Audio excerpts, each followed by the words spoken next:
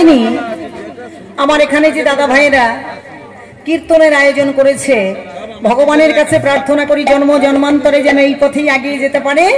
মা কালীর কৃপায়, আমার গিরিধারীর কৃপায় যেন প্রতি বৎসর এখানে এমন কীর্তন মণ্ডল হয়, ভক্তগণের আগমন যেন হয়। আর আমার কমিটি দাদা ভাইদের বলছি, কীর্তন পার্টি যখন আসবে তাদের জন্য একটু মালা চন্দনের ব্যবস্থা করবেন।